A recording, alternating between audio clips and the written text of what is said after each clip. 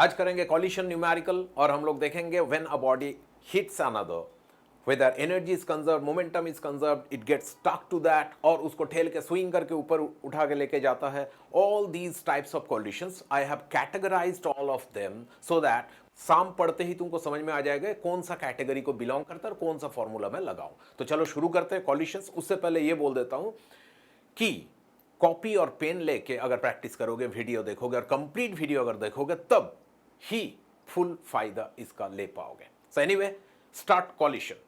Coalition में हम लोग क्या करेंगे? तो coalition is basically of three types: perfectly elastic, inelastic and perfectly inelastic. Depending on linear momentum, this is conserved for all the three types of collisions. But there is another quantity that is kinetic energy. Kinetic energy तो इसका conserved होता है पर ये दोनों का नहीं होता है. So what is the difference between inelastic and perfectly inelastic collisions? The difference is that the bodies that they collide, आजा भाई, हाँ, they will combine after the collision. That is perfectly inelastic collision. Now we will move on to the next part, that is perfectly elastic collision. So we will start with perfectly elastic collision which may be a 1D या तो 2D. फिलहाल 2D को हटाते हैं. In perfectly elastic collision 1D the bodies collide and move along. Now यहाँ पे देखो total 6 types of quantities होते हैं. M1 M2 masses, E1 U2 are the velocities before they collide, और मेन क्या है V1 एंड V2 धक्का का बाद what are the velocities they move with. तो वो कैसे निकालेंगे? तो चलो देखते हैं 1D कॉलिशन में. सो इन 1D coalition U1 U2 M1 M2, इधर है V1 V2, 6 क्वांटिटीज. इसमें से as I told you U1 U2 M1 M2 generally given, we have to find V1 and V2. अब V1 और V2 का बेसिक फॉर्मूला जो है we have already learn that. मैं एक बार तुम लोगों को ये आसान तरीका बता दूंगा how you can remember them and put them. और याद रखना, प्रैक्टिस ही एकमात्र उपाय है. Only the thing, practice, that will help you to remember the formulas. चलो देखते हैं फॉर्मूला क्या था. फॉर्मूला V1 का तो ऐसा था. ये फॉर्मूला में याद कैसे रखूं? नोटिस करो, जिसका वेलोसिटी निकालना है ना V1, that is this one, first mass है, फर्स्ट मास. अब ये फर्स्ट मास का वेलोसिटी अगर निकालना है तो पहले कौन आएगा? M1 minus second mass. ऐसे करके याद रखो. जिसका वेलोसिटी निकालना है, फर्स्ट ना सेकेंड, दो ही हो सकता है भाई. फर्स्ट है तो M1 माइनस M2, अगर सेकेंड का होता तो M2 माइनस M1 होता. तो फर्स्ट माइनस सेकेंड, मास का difference divided by M1 plus M2, मास का सम, इनटू, देखो वेलोसिटी किसका लिया हुआ है? U1, that means velocity of the first mass. ऐसे करके इसको याद रखो, फर्स्ट मास का वेलोसिटी लिया हुआ है, प्लस अब जो second part of the formula है, देखने से बड़ा लगता है, ऐसे इजी है. कैसे? Second part of the formula में twice the mass of the other, twice the mass of the other, that is 2 mass का डबल है, डिवाइडेड बाय, नीचे तो सेम ही है M1 plus M2, into velocity भी किसका लिया हुआ है? सेकेंड का. सो बेसिकली ऐसे सोचो, first part basically belongs to the M1 mass और second part the other mass जिसका साथ इसका कॉलिशन हो रहा है. तो V1 M1 माइनस M2, और अगर V2 होगा तो देखो जैसे मैं बता रहा था, V2 सेकेंड का वेलोसिटी लेना है तो पहले कौन आएगा? M2, फिर माइनस M1, नीचे तो सेम ही है दोनों का, कितना? M1 plus M2, M1 plus M2, और प्लस करके जो सेकेंड पार्ट होता है उसमें कौन आता है? उसमें आता है द अदर मास. ये किसका वेलोसिटी है? V2 सेकेंड मास का. तो अदर मास कौन हुआ? 1, तो उसका मास आएगा पर डबल बन के आएगा, तगड़ा, that is 2M1 divided by नीचे M1 प्लस M2 सेम रहेगा, इनटू वेलोसिटी किसका? वेलोसिटी उसी का, सेकेंड का. तो प्रैक्टिस प्रैक्टिस एंड प्रैक्टिस. तो चलो इसको प्रैक्टिस करने के लिए हम लोग क्या करेंगे? We will move to numerical. उससे पहले एक स्पेशल केस देख लो. अगर U2 0 हुआ, U2 0 होने का मतलब क्या होता है? U2 0 मतलब जिसको ये कोलाइड करने जा रहा है, that body is at rest. तो अगर वो रेस्ट में आ गया, U2 0, फॉर्मूला में अगर बैठेंगे, सोचो तो कहां कहां U2 दिख रहा है? We can see U2 second part. लेकिन सेकेंड बॉडी का मास वेलोसिटी अगर निकालेंगे तो U2 तो फर्स्ट पार्ट में आ गया. तो एज अ रिजल्ट क्या हो जाएगा? देखो ये तो गया भाई, तू भी चला जा, ये भी चला जाएगा, ऐसे. So what remains, their velocities are now v1 given by this and v2 given by this. तो फर्स्ट हम क्या बता रहा है, फर्स्ट हम बता रहा है अ बॉडी ऑफ मास m1, चलो ड्रॉ कर लेता हूं मैं, ये मास है m1 is moving with a velocity 3 meter पर सेकेंड, चलो ड्रॉ कर लिया 3 मीटर पर second. Okay, collides with another body at rest, another body है ये रेस्ट में है, सो इसका u2 कितना है 0। ओके, इसका मास कितना है m2, लिख दिया m2, ये दूसरा मास है। After the coalition the velocities of the two bodies after the coalition बोल रहा है, दैट मीन्स वेलोसिटीज कौन सा होगा, u बन जाएगा v।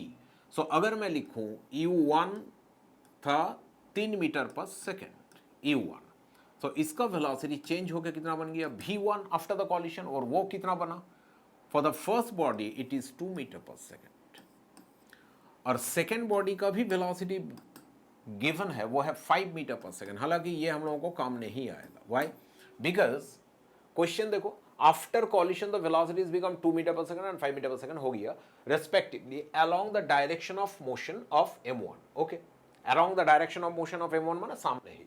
अब बोला the ratio m1 by m2 is, m1 और m2 का रेशियो पूछा है, कोई बात नहीं, हम लोग अभी फॉर्मूला सीखे हैं, जो डेटा दिया हुआ है उसका रेस्पेक्ट में आ जा भाई, शर्मा क्यों रहा है, इधर आ जा, आ गया ये देखो मैं लिख के रखा हूं, this is the formula that we are going to apply. और यहां पे क्या है u2 0 है, उसलिए second part of the expression velocity v1 का 0 बन गया, यही मैं बोल रहा था थोड़ा देर पहले, ये 0 बन गया, सिर्फ दिस मच रिमेन्स। और m1 m2 का रेशियो निकालना है v1 और u1। देखो u1 दिया हुआ है कहां पे, u1 था 3 मीटर पर सेकेंड, v1 दिया हुआ है कहां पे, देखो v1 है 2 मीटर पर second. So if you put those values u1 और v1 का, तो ये मिल जाएगा नेक्स्ट पार्ट, टैंग टैंग मिल गया। तो ये जो मिल गया देखो वैल्यू पुट करके, तो इसको अगर सॉल्व करेंगे तो सिंपल करके ये आंसर आ जाएगा कैसे, this one 2m1 2m2 equals to 3m1 minus 3m2। So यहां से if we want to find this m1 total कितना हो रहा है, इधर 2m1 उधर 3m1, तो उधर बचा m1 इक्वल्स टू, इधर 2m2 है उधर माइनस 3m2 है, तो माइनस 3m2 अगर इस साइड आ जाएगा, इसका साथ हाथ मिला लेगा तो टोटल बन जाएगा 5m2। So this is 5m2। So can we understand that, question में देखो बोला है m1 बाई m2 कितना है, सो m1 बाई m2 कितना आ रहा है, यहां से 5 आ रहा है, 5 m1 by m2। So the answer is this one, option B is the correct answer. चलो मूव करते हैं नेक्स्ट सम में। नेक्स्ट सम में क्या दिया है, a smooth sphere of mass capital M moving with the velocity u directly collides elastically. Okay, तो पहले तो स्फीयर बना लेता हूं, ये कलर ले लेता हूं, a smooth sphere of mass capital M. Okay, ये है स्मूथ स्फीयर, मास कितना है भाई साहब का, मास कितना है, बोला कैपिटल एम है। ओके ठीक है, वेलोसिटी कितना है आपका, बोला u है। ओके चलो मान लिया, collides elastically, perfect elastic collision with another sphere of mass small m at rest, ये भी रेस्ट में है, तो ये मास कितना है स्मॉल m, ये कैसे है रेस्ट में। तो जैसे ये डेटा हम लोग उतारे यहाँ पे, जैसे भी ये डेटा हम लोग उतारे, let us assign the formulas like m1 कितना है कैपिटल M, m2 कितना है स्मॉल m, तो u1 कितना है, u1 that means first body का इनिशियल वेलोसिटी दिया हुआ है small m, and what about u2, u2 कितना है भाई, u2 0 है because it is at rest. Picture बन गई। अब बोल रहा है after collision the final velocities are capital V and small v। देखो ठीक से, capital V and small v, that is u1 equals to u था, सो u1 बन जाएगा v1। सो v1 कितना बन गया कैपिटल V, और v2 कितना बन गया स्मॉल v, तो उसको मैं यहां पे लिखता हूं v2, वो कितना बन गया स्मॉल v। ओके, सो v1 कैपिटल V और v2 स्मॉल v। ये है बिफोर कॉलिशन, ये है आफ्टर कॉलिशन। तो हम लोग फिर से देख रहे हैं कि परफेक्ट इलास्टिक कॉलिशन बोला, मासेस आर गिवन, और देखो v1 दिया हुआ है, v2 भी दिया हुआ है। तो क्वेश्चन क्या पूछा है, बोला the value of small v is, ओहो सेकेंड बॉडी का ये जो स्मॉल v है वेलोसिटी आफ्टर कॉलिशन, ये पूछा है। तो how to find that small v, कोई प्रॉब्लम नहीं, सेकेंड बॉडी का वेलोसिटी का फॉर्मूला बैठाएंगे पहले हम लोग v2, क्यों v2 का इंफॉर्मेशन मालूम है। So let us put the value of v2। तो भाई साहब आ जाओ, टैंग टैंग, ये आ गया फॉर्मूला, ये आ गया फॉर्मूला,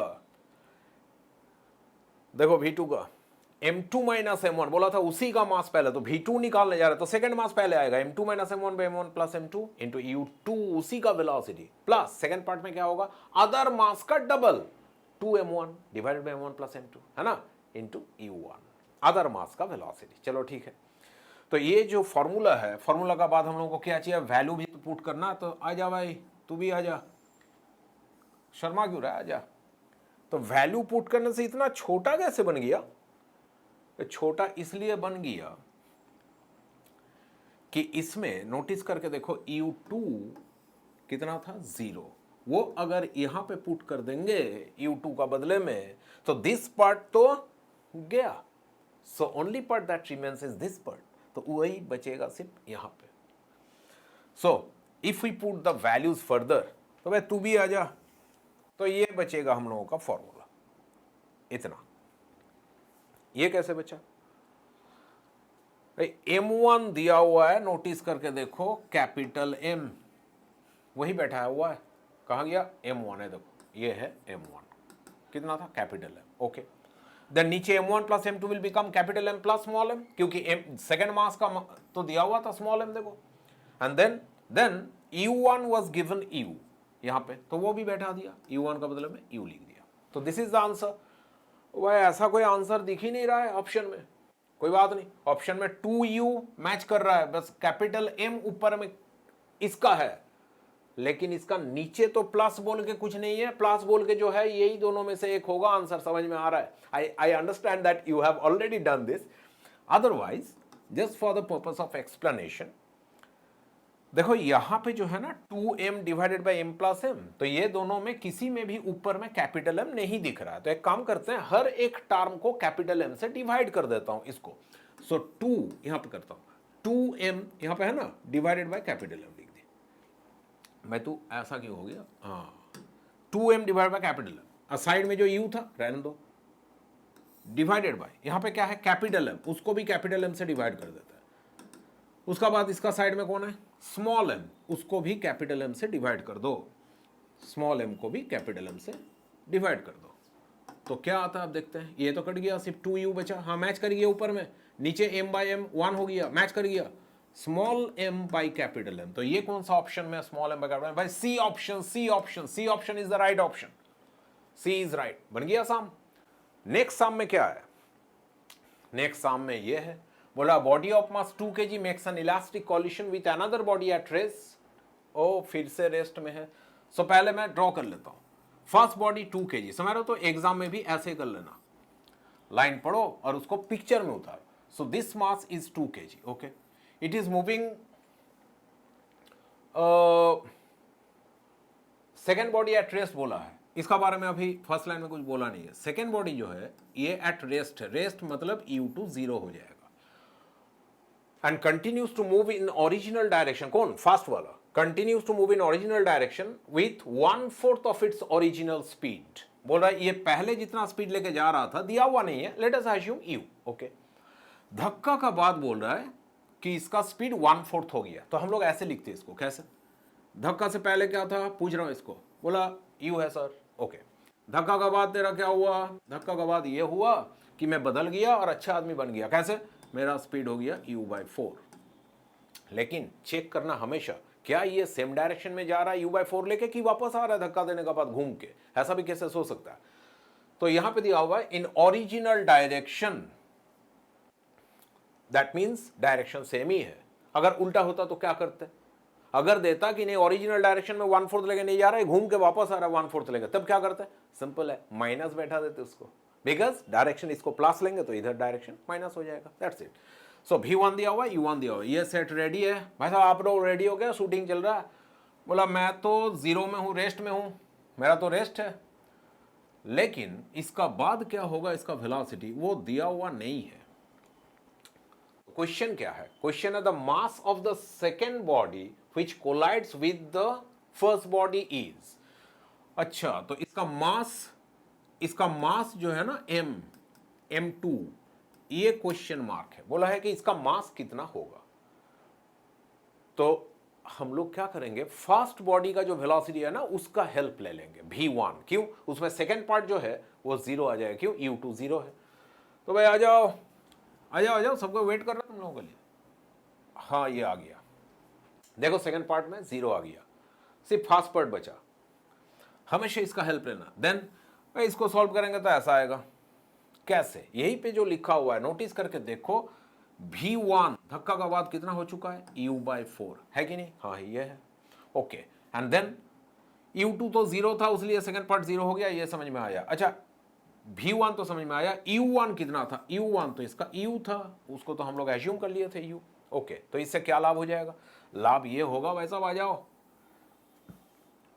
ये लाभ है क्या? If we cross multiply this, देखो 4 into 2 8, 4 into m 8 minus 4m equals to U into 2 plus ये जो दिख रहा है ना U, इसको काट दो पहले। हाँ अब ठीक है, अब ठीक लग रहा है। सो 1 इंटू 2 और 1 into m, that is 2 plus m, 2 plus m रह गया, ये सिर्फ 4 टाइम्स हो गया। So from this if we solve, समझ रहे हो, तो ये क्या आना चाहिए, ये आना चाहिए। इफ वी सॉल्व दिस, यहां पे लिख देता हूं इसको, यहां पे लिख, तो ये अगर इधर आ जाएगा -2 6 बन जाएगा, और ये अगर उधर चला जाएगा तो 5m बन जाएगा। So m equals to 6/5, that means 12/10, ऊपर नीचे 2 से मल्टीप्लाई 1.2। देखते हैं, ये वाला राइट ऑप्शन है, 1.2 kg, option B is right answer. चलो नेक्स्ट पेज में चलते हैं। नेक्स्ट पेज में क्या है, और एक साम है, बोला न्यूट्रॉन। अरे न्यूट्रॉन वाला साम है, बहुत रिपीट होता है, that's why I am telling you, बहुत रिपीट होता है ऐसा साम। A neutron moving with a velocity small v, तो मैं ड्रॉ कर लेता हूं पहले। ये रहा न्यूट्रॉन, n लिख दिया, मतलब समझ लो न्यूट्रॉन है, moves with a velocity small v। ये वेलोसिटी जैसे लिखता हूं ना मैं, स्मॉल v, तो एक काम कर सकते हैं, u1 equals to small v बोल के लिख सकते हैं। तुम लोग एग्जाम में ऐसे करना कि फॉर्मूला का हिसाब से इसका वैल्यू कितना है, ऐसा करके लिखने से बेटर रहेगा। u1 दिया हुआ है स्मॉल v। अच्छा, collides with a stationary alpha particle, तो यहां पे और एक पार्टिकल है जो कि अल्फा है, इनका नाम क्या है, पेरेंट्स क्या नाम रखे, अल्फा। हाय अल्फा। ओके, तो ये कैसा है, स्टेशनरी बोल रहा है, स्टेशनरी, तो फिर से वही बात, stationary means U2 equals to 0। Okay, तो दोनों का basic initial information before collision मिल गया। सर आप तो बोले थे कि मास दिया हुआ रहेगा m1 m2 और इनिशियल वेलोसिटीज दिया हुआ रहेगा u1 u2, और दो धक्का का बाद वेलोसिटी होगा v1 v2, वही लेके कुछ क्वेश्चन होगा या तो एनी अदर थिंग, बट यहां पे तो masses are not given, masses given है। सोचो उसको कैसे, if it is a neutron, neutron means 1 AMU mass, ऐसे हम लोग सोच सकते हैं, पर क्या है कॉम्पिटिटिव एग्जाम में you don't have that much of time कि convert AMU into that, why, and we don't need to do that, why, because ratio आ जाएगा, कट जाएगा, तो 1 AMU मास को हम लोग सिर्फ 1 ले लेंगे। तो अल्फा का क्या करेंगे, अल्फा का 2 न्यूट्रॉन 2 प्रोटॉन मिला के 4 AMU, उसको सिर्फ 4 लिखेंगे। सो m2 कितना हो जाएगा हम लोगों का 4, मतलब समझ लो, तो 4 AMU है तो हम लोग सिर्फ 4 ले लिए, और m1 का वैल्यू कितना ले लिए 1। तो विद दीज वैल्यूज क्या क्या, देखो m1 दिया हुआ है, m2 दिया हुआ है, ठीक, u1 दिया हुआ है, u2 0 दिया हुआ है। Again we will make good application of that idea कि भाई u2 अगर 0 है तो सेकेंड पार्ट तो इसका 0 हो जाएगा। तो अगर 0 है, let us put the values.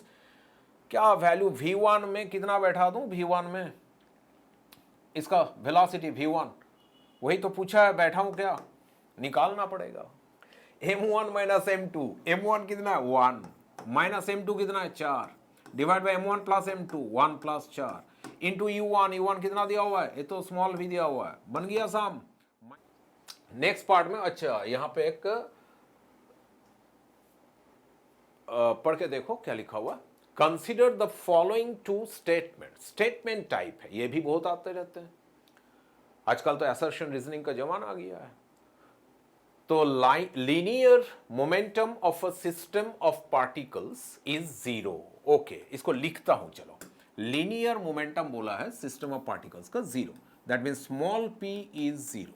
ये है फर्स्ट स्टेटमेंट का बेसिक आइडिया। ओके, फिर kinetic energy of a system of particles is 0, तो kinetic energy system of particles का 0 है, that means capital E equals to 0। These are the two statement दिया हुआ है। ओके, अब बोला 1 implies 2 and 2 implies 1, 1 implies 2 but 2 does not imply 1। Similarly यहां पे भी 1 implies 2, 2 implies 1, ये सब का माने क्या है? implies मतलब if this is 1, this is 2, 1 implies 2, इसका मतलब होता है if 1 is correct, 2 will also be correct. 2 implies 1, if 2 is correct, 1 is also correct. 1 implies 2, 2 implies 1, मतलब ये अगर करेक्ट है तो ये करेक्ट होना ही है, और ये करेक्ट है तो इसको भी करेक्ट होना ही है. Let us check this out. कैसे? मैं एक एग्जांपल बता रहा हूं, कलर चेंज कर लेता हूं. एक एग्जांपल बता रहा हूं, देखो तो इससे तुम ही बताओ कि क्या आंसर होना चाहिए. मैं सिर्फ एक आइडिया बता रहा हूं. कैसे? सपोज कि देयर आर 2 मासेस. ये है मान लो 2 kg मास, कुछ भी ले लेते हैं. इसका स्पीड कितना लेना बोलो ना, 5 मीटर पर सेकंड. चलो इसका स्पीड ले लेता हूं 5 मीटर पर सेकंड. चलो ठीक है. अब ना इसका सामने दूसरा एक मास ले लो ऐसे. इसका मास कितना ले लो, 5 kg ले लो. 5 kg इसका मास 5 kg, और ये आ रहा है कितना स्पीड लेके, 2 मीटर पर सेकेंड स्पीड लेके. अब ये बता दो पहला मास का मोमेंटम कितना है? 10. मोमेंटम कितना है? 10. मास इनटू वेलोसिटी. सेकेंड मास का मोमेंटम कितना है ये बता दो. सेकेंड मास का P2. मास इनटू वेलोसिटी फिर से 10. मैं जानबूझ के लिया ऐसा ताकि वो 10 ही आए, बिकॉज समझने में सुविधा होगा. कैसे?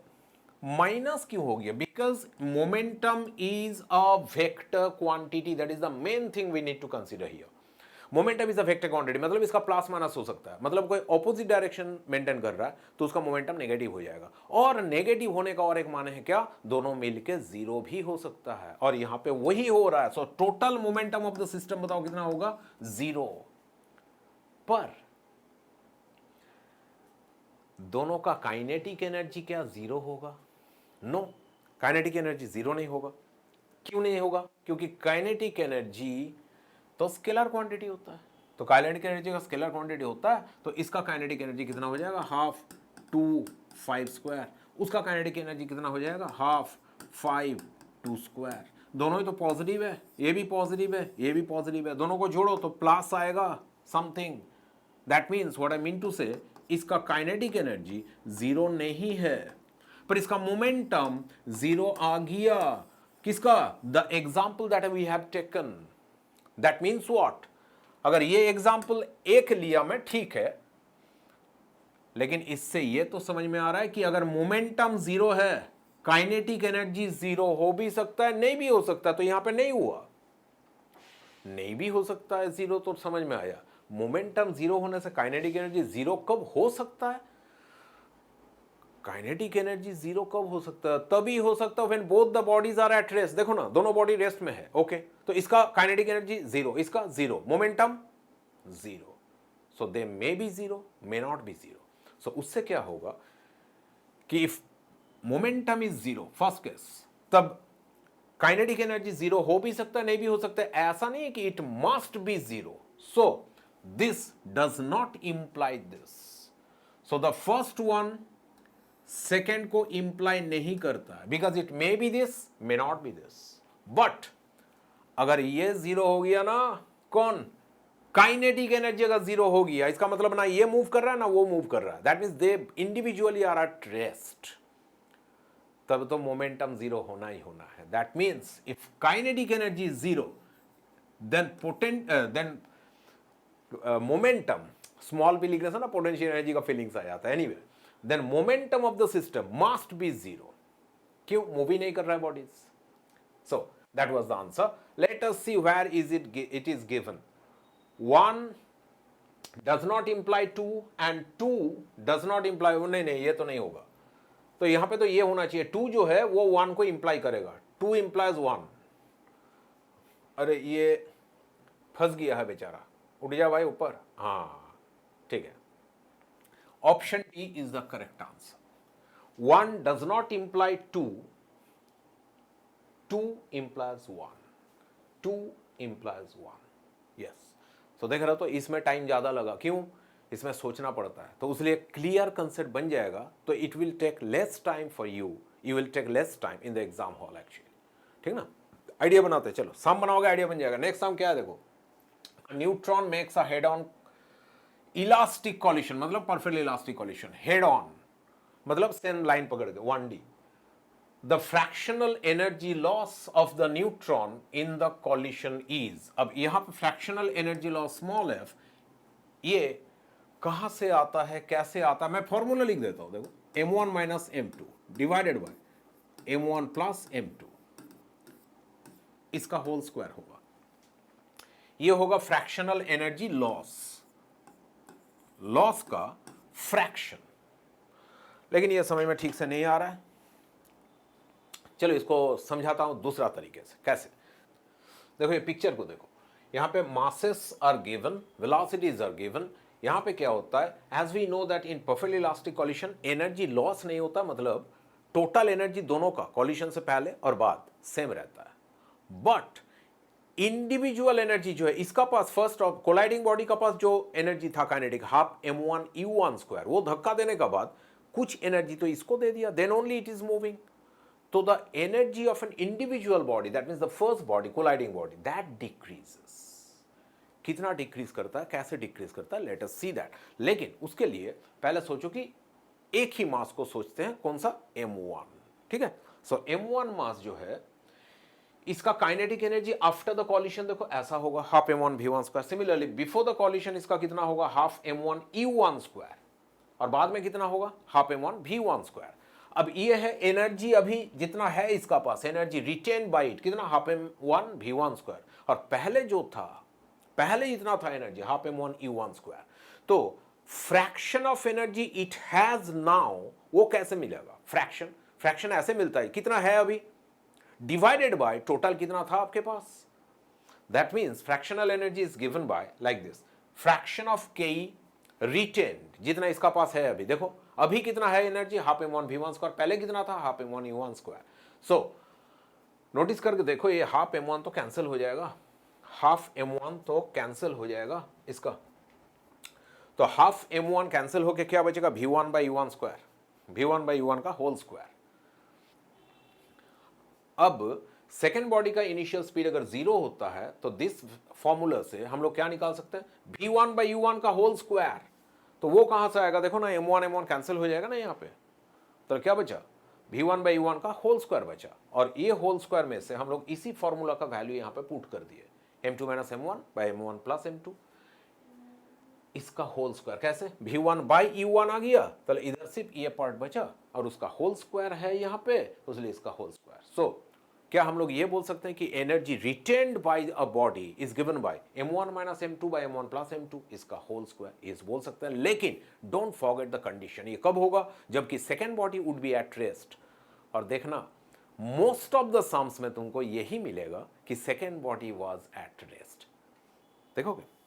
अच्छा देखते हैं, उससे पहले एक चीज और जान लो, क्या, फ्रैक्शन ऑफ एनर्जी ट्रांसफर्ड, इसको समझो।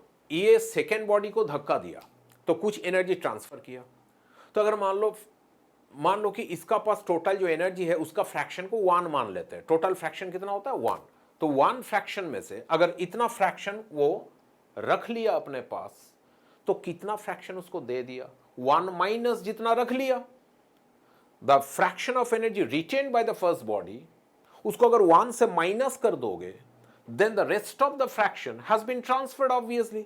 सो समझ लो इसको, फॉर्मूला को देखो। So fraction of K transferred कितना हो जाएगा, 1 माइनस है, क्यों, टोटल फ्रैक्शन तो 1 होता है, उससे ये जो फ्रैक्शन है ये इसको माइनस कर देंगे। अब 1 माइनस इतना करोगे, 1 माइनस इतना, तो ऑब्वियसली ये आ जाएगा, थोड़ा सा मैथमेटिक्स लगेगा, क्या, 4m1 m2 by m1 plus m2, इसका होल स्क्वायर। लेकिन मैं क्या बोलता हूं कि कितना याद रखोगे भाई, तो उससे अच्छा है एक ही याद रखो, फ्रैक्शन जितना रिटेन किया अपने पास वो इतना है, और ये फॉर्मूला कहां से आया, वेलोसिटी का फॉर्मूला से, ये याद रखने में इजी होगा। देन और क्या, देन जितना ट्रांसफर्ड होगा ना, देखो फ्रैक्शन ऑफ के ट्रांसफर्ड, उसको कैसे निकालना है, जस्ट 1 से वो फ्रैक्शन को माइनस कर देना। तो हम लोगों को ये देखना है क्वेश्चन में, एग्जाम में भी देखना है, क्या पूछा है, फ्रैक्शन ऑफ एनर्जी रिटेन्ड कि फ्रैक्शन ऑफ एनर्जी ट्रांसफर्ड। तो चलो देखते हैं। तो हम लोग ये सम कर रहे थे, देखो ये सम में हम लोग ये करने जा रहे थे, मैं ये फॉर्मूला लिखा था, अब तो ये समझ में आ रहा है। अगर ये फॉर्मूला थोड़ा लाइट लग रहा है, इसको मैं हटा देता हूँ, तो चलो लाइट कलर से लिखने से बेटा दिखेगा। अब क्या बोला, देखो, a neutron makes a head on collision with stationary deuteron, the fractional energy loss of the neutron. Loss बोला है, देखो अभी बोल रहा था मैं, लॉस बोला है माने फ्रैक्शन रिटेंट, उसको 1 से माइनस करना है। तो कैसे करेंगे? तो देखो, तो अगर मैं इसको टान के लेके आऊं, भाई आजा, दिस वाज द फॉर्मूला। अगर इसको टान के लेके आऊं, ओ म्यूजिक चाहिए इसको, तुरुक तुरुक तुरुक तानाना, लेके आ गए इसको। तो बोलो ये लाइन समझ में आ रहा है कि नहीं? देख के आ रहा है कि नहीं? बिकॉज न्यूट्रॉन, फिर से न्यूट्रॉन जो है ना, न्यूट्रॉन का तो 1 AMU मास है, तो मान लो उसका मास है 1, और ये स्टेशनरी ड्यूटेरॉन का साथ कोलाइड कर रहा, तो ड्यूटेरॉन जो है उसका मास को कितना ले लेंगे भाई? डबल ले लेंगे इसका। दैट मीन्स ये कितना बन जाएगा? 2। सो उसलिए एक मास को 1 लिया हूं, दूसरा मास को 2 लिया हूं, as it is a ratio. You need not to write AMU और कन्वर्ट इट टू kg, कोई जरूरत नहीं है। तो ये करेंगे तो 1/9 आएगा। लेकिन 1/9 क्या है? एनर्जी रिटेन्ड की एनर्जी ट्रांसफर्ड। कौन सा है? Energy retained. तो क्वेश्चन में क्या पूछा है? क्वेश्चन में पूछा है एनर्जी ट्रांसफर्ड कितना हुआ, या तो लॉस। देखो यहां पे एनर्जी लॉस बोला है, don't think that total energy loss होता है। ये सब जो एटॉमिक सब एटॉमिक पार्टिकल्स का कॉलिशन होता है ना, अगर नहीं भी दिया हुआ है, जैसे यहां पे नहीं दिया हुआ है, ये PY क्यों है भाई? नहीं दिया हुआ एग्जाम में कि ये perfect elastic collision. Student is suppose to know this कि ये सब एटॉमिक पार्टिकल्स का कॉलिशन जो है परफेक्टली इलास्टिक होता है, तो एनर्जी लॉस नहीं होता। तो फिर कैसे एनर्जी लॉस दिया क्वेश्चन में? इसलिए दिया, वो एनर्जी लॉस नहीं बोल रहा है, बोल रहा है कि ये जो न्यूट्रॉन है ना, जो अल्फा पार्टिकल को धक्का दिया, इसका एनर्जी का कितना लॉस हुआ। तो वो लॉस नहीं हुआ actually, that is received by that alpha particle, उसने कैच ले लिया। बाकी ये कितना ट्रांसफर किया, वही पूछा है। तो एनीवे, तो लॉस, या तो यहां पे जो मैं लॉस लिखा हूं, इसको ट्रांसफर भी सोच सकते हो। तो ट्रांसफर का फ्रैक्शन इतना होगा, उसलिए मैं F यूज किया था, ये था फ्रैक्शन। तो ये आ गया 1/9। तो ये ट्रांसफर कितना हो जाएगा? 1 - F, 1 - 1/9, दैट इज 8/9। कौन सा ऑप्शन मैच कर रहा है? B option, that is it. ये है नेक्स्ट। बोला a body of mass m1 collides with another mass m2 at rest. A body of mass m1 मैं ड्रॉ कर रहा हूं, ये कैपिटल M1 है, okay. It collides elastically with another mass m2 at rest. ये m2 है, ये कैसे है? रेस्ट में है, सो इसका u2 कितना है? 0, ठीक। There is maximum transfer of energy when, अब m1 ग्रेटर देन m2 न लेस देन m2, या तो ऐसा भी दे सकता है m1, मैं थोड़ा इसको चेंज कर रहा हूं, इसको थोड़ा चेंज कर रहा हूं, m1 very very greater then m2 दे सकता है, या तो m1 very very less than m2 दे सकता है, ऐसे करके भी दे सकता है।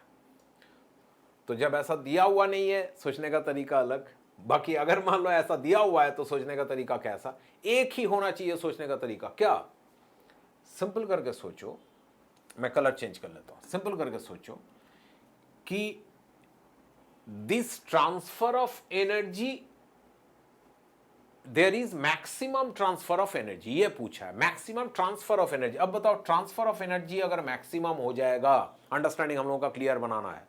अगर ट्रांसफर ऑफ एनर्जी मैक्सिमम हो जाएगा और इसने पूरा कैच ले लिया, तो इसका पास बचेगा कितना? The colliding body will be having no energy at all. पूरा का पूरा ट्रांसफर कर देगा, उसी को बोलेंगे मैक्सिमम ट्रांसफर। सो इसका पास कितना बचेगा? कितना फ्रैक्शन? 0 फ्रैक्शन। तो ये कर सकते हैं हम लोग, क्या 0 फ्रैक्शन बचेगा, बचने वाला, that means retention, the energy retain. क्या फॉर्मूला था? m1 - m2, m1 + m2 into कुछ नहीं, इसी का होल स्क्वायर था। फ्रैक्शन f का फॉर्मूला याद आ रहा है? अभी की है। सो अब बताओ, ये अगर 0 आना है, क्या होने से ये 0 आ जाएगा? You can well understand this. Option match कर रहा है जो सोच रहे हो तुम? Yes, this is the option. m1 = m2 अगर हो गया ना, दिस इक्वल्स टू दिस, तब तो ये 0 आ गया, फ्रैक्शन 0। सो समझो माने को। अच्छा, ये स्पेशल केसेस भी देख लो। Equal masses exchange their velocities, ये हम लोग पढ़े हैं ऑलरेडी। अगर m1 = m2 तो दे एक्सचेंज देयर वेलोसिटीज। कैसे? तो देखो, v1 = u2, मतलब v1 धक्का का बाद पहला वाला का स्पीड, u मतलब धक्का से पहले, 2 मतलब सेकेंड वाला का स्पीड आफ्टर द कॉलिशन। ये हम लोग किए थे। एक एग्जाम्पल देखो, the pendulum Bob of mass m is release from horizontal position. Horizontal position मतलब पेंडुलम बॉब को ऐसे हॉरिजॉन्टल बना दिया, यहां पे इस बॉब को छोड़ देंगे। It hits another mass small m at its lowest point of motion, ये जाके धक्का देगा, ये लोएस्ट पॉइंट ऑफ मोशन में कौन है, small m। Find speed of the second mass if its length, if length of the string is 20 centimetre, मतलब ये 20 सेंटीमीटर है, तो ये जब जाके ढिचक्याओं करेगा, उसको धक्का देगा, तब उसका स्पीड कितना होगा वो बताना है। तो ये कैसा होगा, कैसे होगा, भाई तू नीचे आ जा, जा धक्का दे दो। देखो उसको सॉल्व करने का बहुत ही इजी टेक्निक है। हम लोग जानते हैं कि whenever a body comes from a height h height से कोई बॉडी सीधा आए चाहे ऐसा करके आए, if vertical descend is h, then उसका वेलोसिटी कितना होगा at the lowest point, √/2gh। बहुत ही आसान सा टेक्निक है। देखो मैं यहाँ पे करके दिखाता हूँ कि अगर ये बॉडी यहाँ से आके ऐसे करके इसको हिट करता है ऐसे, so its velocity at the lowest position, ये वेलोसिटी कितना हो जाएगा इसका, v equals to √2gh।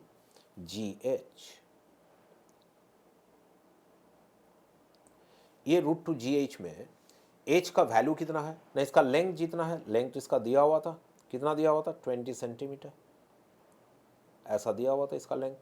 So if h is 20 centimetre, what would be v, √2g, का वैल्यू 10 ले लेता हूँ, और h कितना, h दिया हुआ है 20 सेंटीमीटर। अब ये देख के लग रहा है इजी सम है, इजी सम है, if you do not make this mistake. कौन सा, 20 सेंटीमीटर है, इसको मीटर बनाना मत भूलना, 1 0 तो इसका साथ गया, 1 0 इसका साथ गया, so it is √4, that is 2 metre पर सेकेंड। समझ में आ रहा है। सो ये अगर आएगा ऐसे करके धक्का देगा, इसका लोएस्ट पॉइंट में वेलोसिटी कितना हो जाएगा, √2gh, और √2gh का वैल्यू कितना आ रहा है, √2gh, h माना 20 सेंटीमीटर। वो कहाँ से मिला भाई, ये 20 सेंटीमीटर कहाँ से मिला, जितना इसका लेंथ है वो तो दिया हुआ था, लेंथ इक्वल्स टू 20 सेंटीमीटर। ये मेरा हैंड राइटिंग बहुत ही अच्छा है, उसलिए समझ में नहीं आ रहा है। एनीवे डोंट माइंड दैट, यहाँ पे लिखने में थोड़ा दिक्कत हो रहा है, otherwise I hope you have understood this. अच्छा एनिमेशन ठीक लगा, टाइम लगता है इसको बनाने में, मैं खुद बनाता हूँ। एनीवे चलो नेक्स्ट पार्ट में चलते हैं, और वो पार्ट है, इसको डाउन कर देता हूँ और शॉर्टकट्स कुछ सीख लेते हैं स्पेशल केसेस के लिए। देखो अगर कोई मास बहुत ही हेवी है, if the second mass is much heavier than the first mass, that means m2 very very greater than m1 है, तो क्या होगा, तो बहुत अच्छा होगा। अरे ये कौन है, ये m2 है, हेवी मास, ये कौन है, बेचारा डर गया है, बहुत लाइट मास है, मेरा जैसा बॉडी है, और ये दौड़ के आ रहा है इसको कोलाइड करने के लिए। तो होगा क्या, ये रिलेशन को याद रखना, vector v1 is given bye minus vector u1 plus 2 vector u2। ये 1D कॉलिशन के लिए होगा। मतलब माइनस वेक्टर u1 का माने समझा देता हूं भाई, u1 वेक्टर इसका खुद का स्पीड है, माइनस u1 वेक्टर मींस इसका वेलोसिटी रिटर्न हो जाएगा, रिवर्स हो जाएगा, जिधर भी जा रहा था ये उसका ऑपोजिट में आएगा, ये माइनस u1 का माने। और प्लस 2u2 माने ये जो भारी वाला है, भारी जो हेवी ऑब्जेक्ट है, ये हेवी ऑब्जेक्ट का जो भी स्पीड होगा, ये हेवी ऑब्जेक्ट ये था u2 बिफोर कॉलिशन, और ये जो लाइट वाला है, मान लो इसका सामने था, स्पीड कितना u1, तो हो क्या जाएगा, आफ्टर द कोलाइड u1 तो बैक, और u2 इसका डबल स्पीड इसको मिल जाएगा।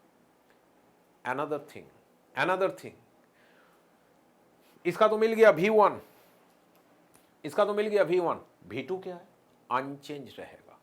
दैट मीन्स जितना स्पीड लेके आ रहा था u2 वो करीब करीब सेम ही रह जाएगा, ठीक ना। सो v1 v2 का आइडिया क्लियर हो गया। तो देखो ये साम में हम लोग उसी का एप्लीकेशन करने जा रहे हैं। कैसे, देखो small m very very less than capital m, मतलब ये बहुत भारी मास है, ये बहुत हल्का मास है। बोला कि वही ये पीछे वाला मास 6 मीटर पर सेकंड स्पीड लेके इसको धक्का दिया, और इसका स्पीड कितना था धक्का से पहले, 4 मीटर पर सेकंड। अब पूछा है कि जो पीछे वाला मास है स्मॉल m, उसका स्पीड धक्का का बाद कितना होगा, the speed of lighter particle after the collision will be. तो यहाँ पे first thing which formula we need to apply, अभी जो हम लोग देखें कि v1 vector would be minus u1 plus 2u2। Second part देखो, आजा भाई शर्मा क्यों रहा है। सेकेंड पार्ट इज दिस, बहुत ही सिंपल सा एप्लीकेशन है। इसका स्पीड 6 है तो वो नेगेटिव हो जाएगा। आई कैप में इसलिए यूज किया हूं वेक्टर का, क्योंकि ये वेक्टर फॉर्म करने से इजी होता है, डायरेक्शन मिलना सुविधा होता है डायरेक्शन मिलने में। तो 6 आई कैप में था, पर वो सामने माइनस आना चाहिए, इसलिए माइनस। और जिसको हीट कर रहा है भारी मास, उसका स्पीड का डबल स्पीड इसको हो जाएगा, that means 2 into 4 I cap, इसका स्पीड 4 है, उसका डबल, तो कितना आया +2 आई कैप। सो कौन सा ऑप्शन करेक्ट होगा? 2 मतलब स्पीड तो 2 वाला होगा, एक इसमें ऑप्शन है, एक ए में ऑप्शन है, बट इसमें बोला है in original direction, that means plus i cap, so this is the right option. चलो ये सब बना लेते हैं। अब mass capital M moves with a velocity small v, ये मास है कैपिटल एम, इसका स्पीड है small v, okay. Collides elastically with another body of mass small m at rest, तो ये जो है दूसरा मास, ये स्मॉल एम है, ये छोटे मियाँ, ये बड़े मियाँ। So capital M is very very greater than small m, वही कंडीशन लगाते हैं। चलो तो इससे क्या होगा, बोल रहा है कि ये स्मॉल एम मास का वेलोसिटी कितना होगा आफ्टर द कॉलिशन, तो इसका वेलोसिटी हम लोग जानते हैं, हल्का मास का वेलोसिटी जो हो जाता है उसको हम लोग v1 बोले थे, याद करो, ये हो जाता है -2u1, उसका खुद का सॉरी -2u1 नहीं, -u1, उसका खुद का स्पीड जो है वो रिटर्न कर जाएगा ऐसा करके, plus double the speed of the colliding body, या तो हेवियर बॉडी, तो हेवियर बॉडी का स्पीड कितना दिया हुआ, मान लो उसको मैं u2 लिख देता हूं यहाँ पे। सो वैल्यू पुट करते हैं, तो ये जो u1 है ना, दैट इज ये अब 1 बॉडी है हल्का वाला, तो इसका तो स्पीड शुरू में 0 था, और इसका स्पीड जो है इसको u2 मान लेता हूं, इसको u2 कितना था v, तो u2 अगर v था भाई, तो u2 क्यों नहीं बन रहा है, बन जा भाई एक बार कम से कम, हाँ बन गया फिर से, हाँ। सो u2 was given us v, सो हम लोग क्या करेंगे, देखो कि v1, अब वैल्यू लिख रहा हूं, वेक्टर साइन हटा दे रहा हूं, v1 जो है ये v1 बन गया, अब ये पार्ट तो 0 है तो वो नहीं रहेगा, सिर्फ 2 इंटू u2 कितना है स्मॉल v, आंसर बन गया। कितना नंबर ऑप्शन है देखो, B option is correct. Sum खत्म, इजी है। ये सम में क्या बोला देखो, an alpha particle of mass small m suffers one dimension elastic collision with a nucleus of unknown mass, तो ये कौन हो गया, ये स्मॉल m है, ये स्मॉल m कौन है, ये अल्फा पार्टिकल का बात बोल रहा है, ये अल्फा पार्टिकल है, ओके। ये कोलाइड कर रहा है किसका साथ, एक न्यूक्लियस का साथ, इसका मास कितना है, अननोन मास है, तो ये m2 मालूम नहीं हम लोगों को, m2 जो है ये हम लोगों को मालूम नहीं है, और m1 जो है दैट इज गिवन, कितना है स्मॉल m, ये समझ में आया। दूसरा, अब इसका स्पीड का बारे में कुछ बोला नहीं है। Now it is a common sense that it when it hits a nucleus, तो न्यूक्लियस तो रेस्ट में रहेगा ना, that means we can also write that u2 is 0. Okay, given thing I have put it here. Another thing is given. After the collision, the alpha particle is scattered directly backward, losing 75%. इसमें मैं दो चीजों को underline कर रहा हूं। Number 1, backward आ रहा है ये। नंबर 2, लूजिंग 75%, इसका भी एक माने है, बट 75% अगर लूज कर दिया ये, तो इसका अपने पास कितना बचा, अपना पास इसका बचा है 25%। 25% मीन्स कितना फ्रैक्शन, 1/4 फ्रैक्शन, फ्रैक्शन बनाओ इसको, क्यों, फ्रैक्शन वाला फॉर्मूला काम में लगाना है। सो फर्स्ट पार्ट में हम लोग ये करते हैं, वो फ्रैक्शन वाला जो है इसको काम में लगा देते हैं। चलो आजा भाई, ये कर दिया कौन, ये हो गया एनर्जी को काम में लगाए। देखो लूजिंग 75% माने फ्रैक्शन कितना है, 1/4। 1/4 अगर फ्रैक्शन है, उसको मैं यहां पे डाला हूं, देखो 1/4 टाइम्स इनिशियल एनर्जी, ये है अब फाइनल एनर्जी, क्यों, बाकी 75% तो गया। सो यहां से हाफ m कैंसिल कर दो ना, तो क्या बचा, v1 square equals to 1/4 u1 square, square root कर दो both side, v1 equals to half u1, मिल गया एक पार्ट। सेकंड पार्ट में क्या है, सेकंड पार्ट में ऐसा है, आजा भाई तू भी आजा। सेकंड पार्ट में ऐसा है कि ये हम लोग जानते हैं कॉलिशन में परफेक्ट इलास्टिक में ऐसा होता है, अभी साम बहुत सारे बनाए इसका। So from this we get this thing. अब यहाँ पे ये -u/2 कहां से आ गया, देखो ना मैं समझा देता हूं, बहुत ही सिंपल सा है। कैसे, मैं बोला था 2 पॉइंट्स, एक डायरेक्टली बैकवर्ड, दूसरा लूजिंग 75%। लूजिंग 75% का काम हो चुका है यहाँ पे, कि इसका पास रख लिया था 25%, दैट इज 1/4। अब डायरेक्टली बैकवर्ड का माने होता है कि इसका वेलोसिटी v जो है ना, ये u जितना था, जिस डायरेक्शन में था उसका ऑपोजिट डायरेक्शन में वापस आ गया। That means v1 should be negative of minus u/2। u/2 मतलब u1 इसका कितना था, u1 था u, we have assumed this to be u initial. So ultimately ये ऐसा आ जाएगा कि ये -2 से मल्टीप्लाई करोगे इसका साथ, तो this will become -2m plus 2m2 equals to, ये तो सेम ही रहेगा, m प्लस m2, हो ना। सो फाइनली ये कितना बन गया, m2 equals to 3m, that's it. m2 equals to 3m। अब m2 इक्वल्स टू 3m यहाँ पे कहीं पे है, हाँ है, ये वाला राइट आंसर है, दैट्स इट, हो गया। नेक्स्ट सम क्या है, अरे नेक्स्ट सम में ये बॉल्स है, वो फेवरेट बॉल वाला, एनसीईआरटी में भी मिलेगा। सिंपल आइडिया बनाओ, ये 6 आइडेंटिकल बॉल्स है, मैं स्टोरी बता दे रहा हूँ। यहाँ पे क्या है कि 6 बॉल्स है ऐसे, now 2 balls are coming with velocity v, ये दोनों का सेम वेलोसिटी है v। अब v स्पीड लेके ये 6 बॉलों को धक्का देने आ गया, दिया धक्का, फिर क्वेश्चन पूछ रहा है कि क्या होगा, मैं पढ़ के सुनाता हूं। 1 ball from the right roles out with the speed 2v and the remaining balls will remain at rest. बोल रहा है यहां पे ऐसा होगा कि एक ही बॉल निकलेगा 2v स्पीड लेके, ये दोनों भी करके लेके आ रहा था, धक्का दिया, यहां से एक ही बॉल निकलेगा 2v स्पीड लेके, क्यों, क्योंकि वही अकेला सामने है, ऐसा करके ओपन। सेकेंड ऑप्शन, ये फर्स्ट ऑप्शन है, ठीक है, 2v लेके, फर्स्ट ऑप्शन। सेकेंड ऑप्शन में बोल रहा है 2 balls from the right will roll out with speed v each, मतलब बोल रहा है सेकेंड ऑप्शन में कि ये 2 बॉल्स एक साथ निकलेगा, कितना स्पीड लेके, v, सेकेंड ऑप्शन गया, और बाकी का स्टेशनरी रहेगा, ऐसा बोला है। Third, all 6 balls will roll with a speed v/6, ये 6 बॉल्स सब सामने जाएगा और कितना स्पीड लेके, v/6 लेके ईच। और fourth option, all the 8 balls move with v/4 each, कि आटो के आटो v/4 लेके इक्वली डिस्ट्रीब्यूट कर लिया, ये दोनों मिला के कितना स्पीड ला रहा था, इसका भी v और इसका भी v, तो टोटल 2v था, अब हो गए 8, तो एक एक जन को कितना मिलेगा, v/4 करके। तो this is the fourth option, ये है v/4, ये बोल रहा है।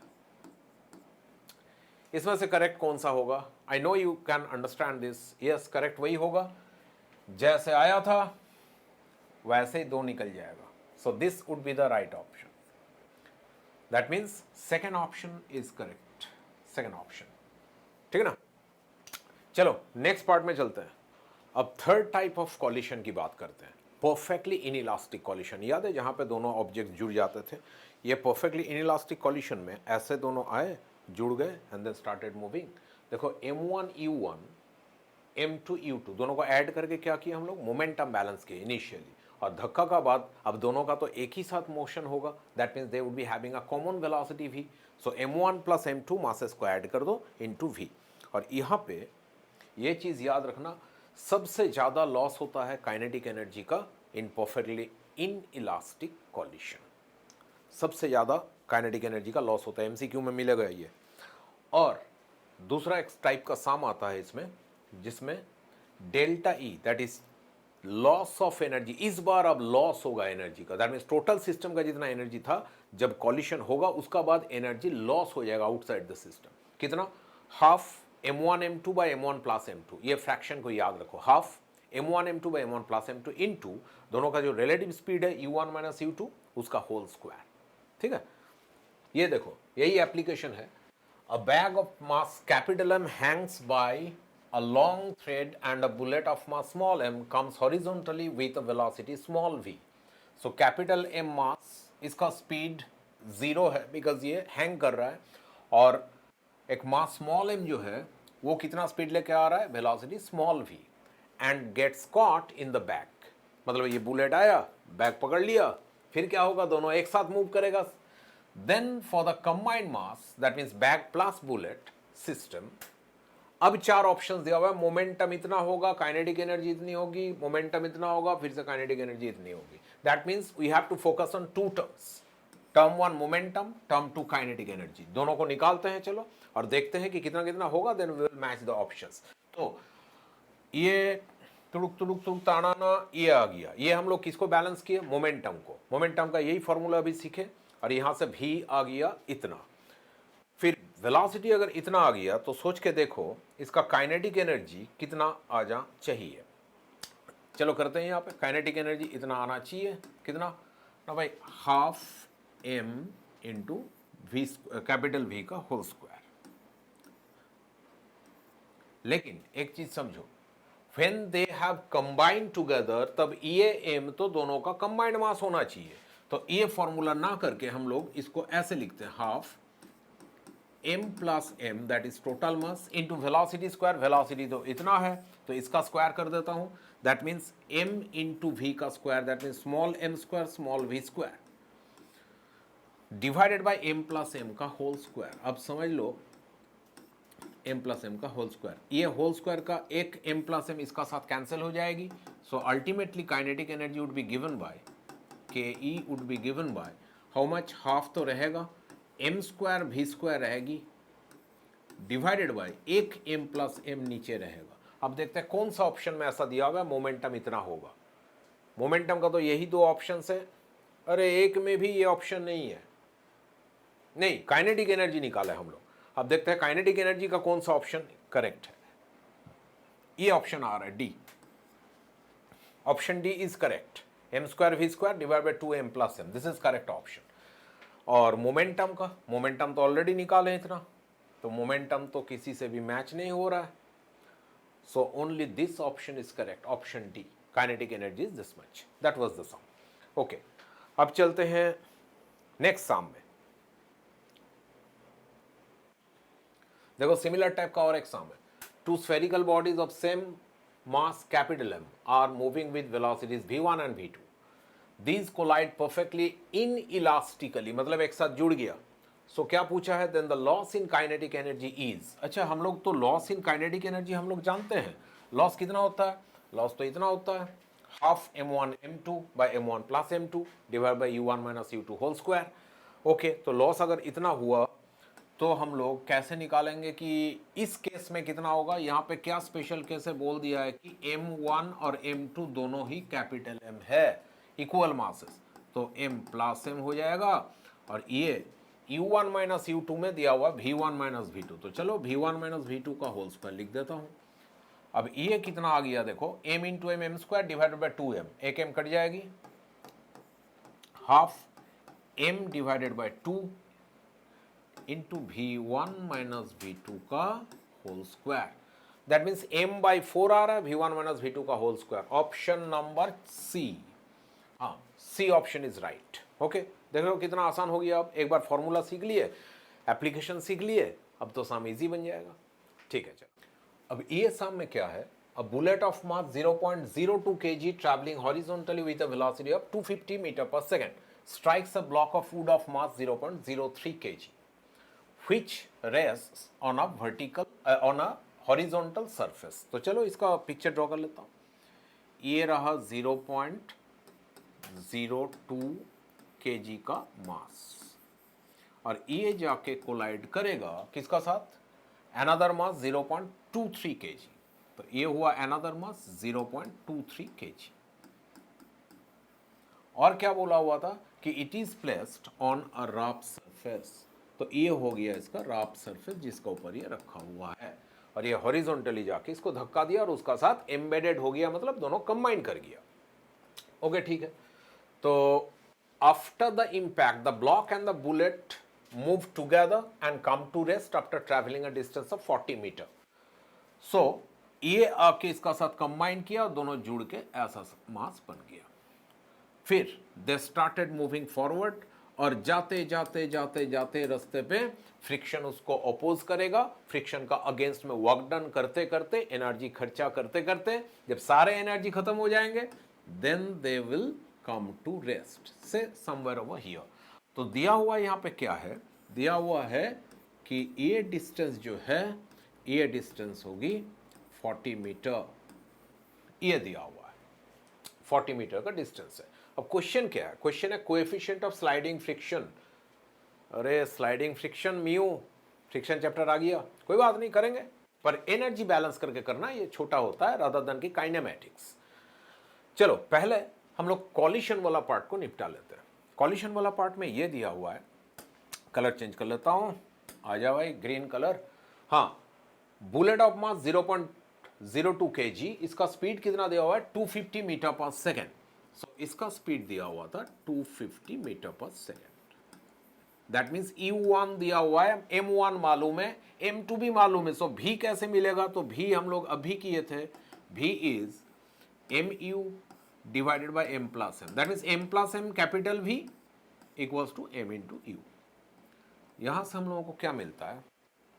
यहां से हम लोगों को यह मिल जाता है कि कैपिटल V कितना होगा। चलो 0.02 इंटू 250 डिवाइडेड बाई 0.02 और 0.03 अगर 0.23 अगर एक साथ कंबाइन कर जाए तो दोनों मिला के कितना हो जाएगा? 0.02 और 0.23 मिला के बन जाएगा 0.25।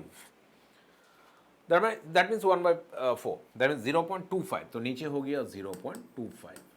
अब इसमें क्या करेंगे? इसका पॉइंट हटा दो और इसका भी पॉइंट हटा दो, तो ये 2 बन गया, 25 बन गया। ये 25 बनने का बाद 250 को काटने को दौड़ रहा है, दैट मीन्स 250 को कैंसिल करेगा एंड इट विल बिकम 10। तो 10 इंटू 2, ये 2 बन चुका है, that is 20। So this much equals to V। तो V का वैल्यू मैं यहां पे लिखता हूं। V का वैल्यू कितना बन गया? 20 मीटर पर second.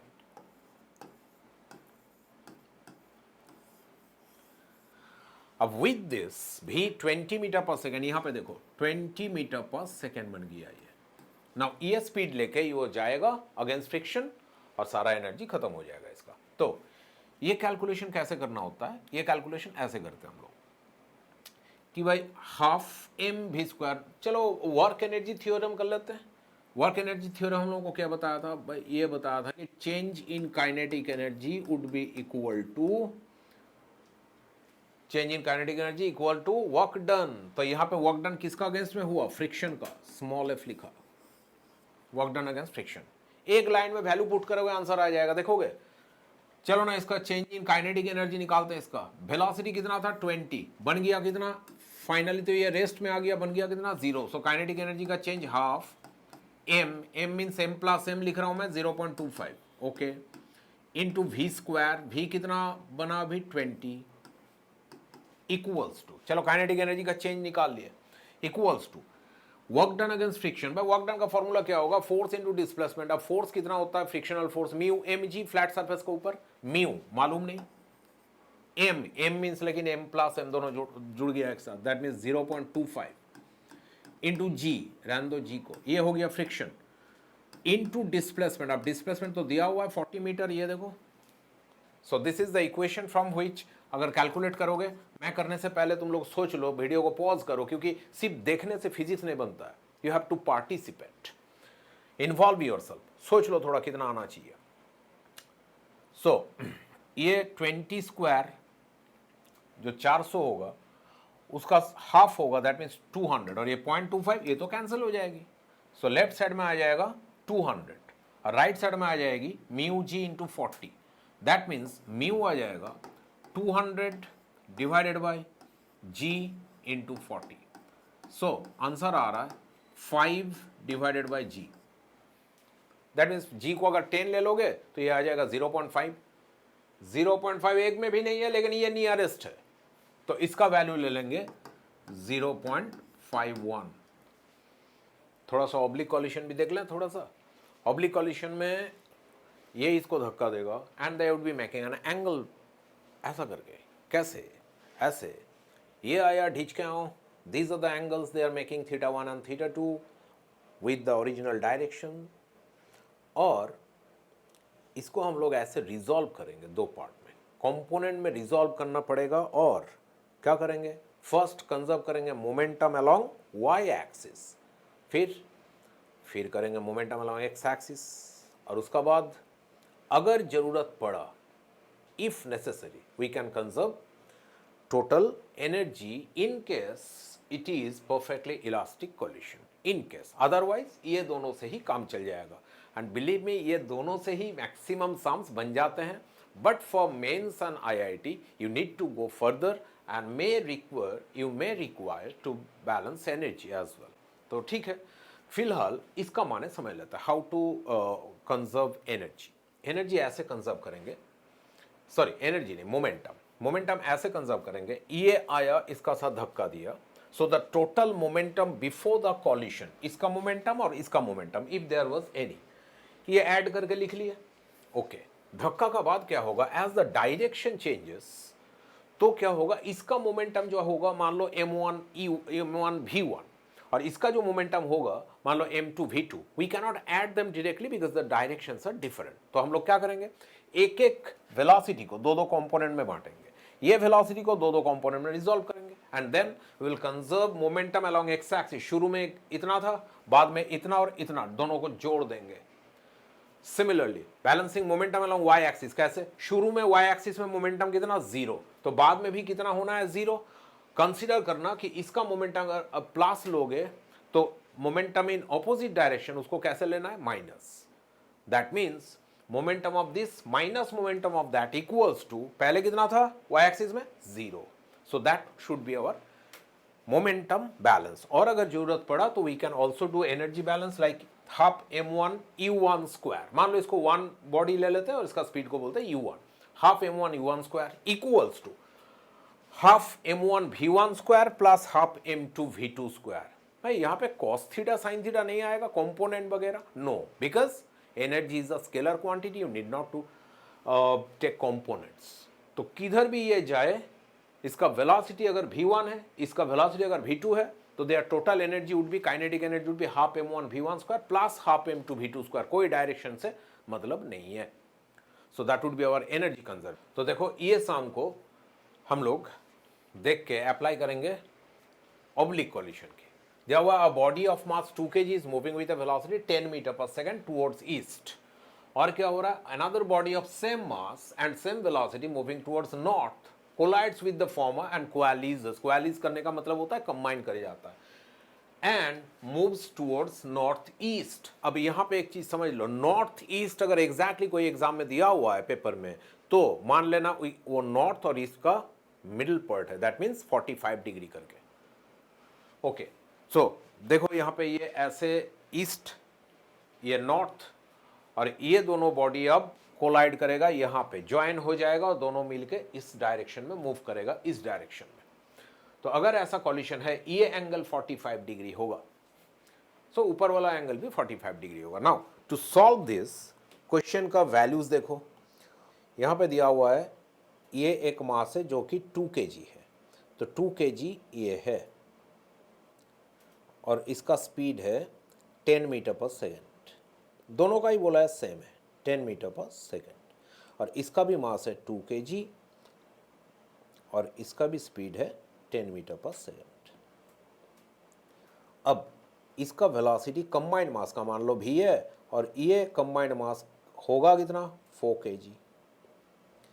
Now, if this direction is 45 degrees, then x axis का साथ इधर भी 45 degrees ही होंगे. So, its momentum along this direction, x axis would be m, that is 4 into v. ये मोमेंटम का cos component, m भी cos 45 degree. अब देखो ये मास का x axis में मोमेंटम था और कंबाइंड मास का एक्स एक्सिस में इतना है, तो सिर्फ एक्स एक्सिस मोमेंटम अगर कंजर्व करेंगे तो 2 × 10 हो गया एक्स एक्सिस का, ये should be equal to x axis में उसका कितना है 4 × v into cos 45 degree, that is 1/√2. अब ये 2 और 4 तो कैंसिल हो गया 2 से, फिर ये 2 5 × 10, that means v equals to 5/√2. कौन सा ऑप्शन करेक्ट है, ऑप्शन डी. अब ये पार्ट को देखो, ये बहुत कॉमन सा आता है कि ये पेंडुलम का बॉब है या तो कोई सैंड सैक है जिसमें बुलेट आके धक्का देगा और बुलेट धक्का देके इसका साथ एक साथ स्विंग करके ऊपर उठ जाएगा। So if this height is h, जितना ऊपर उठ गया ये दैट इज h, ठीक है। तो h हाइट उठने के लिए स्पीड कितना चाहिए लोएस्ट पॉइंट में, √2gh।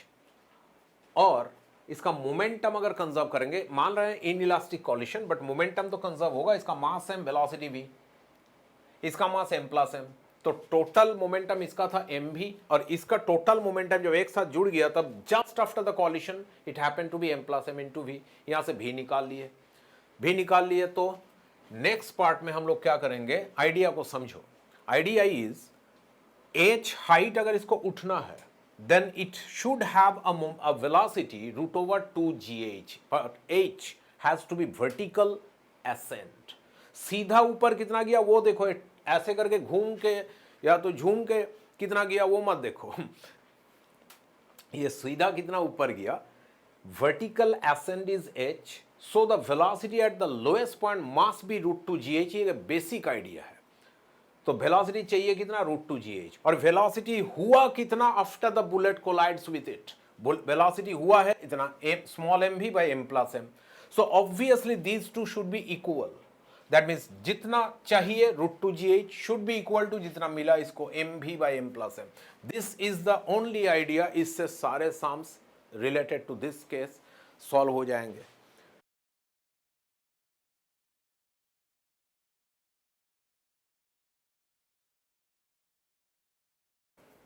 देखो कॉलिशन का ये 3 केसेस में से हम लोग अब सीखेंगे इन इलास्टिक कॉलिशन।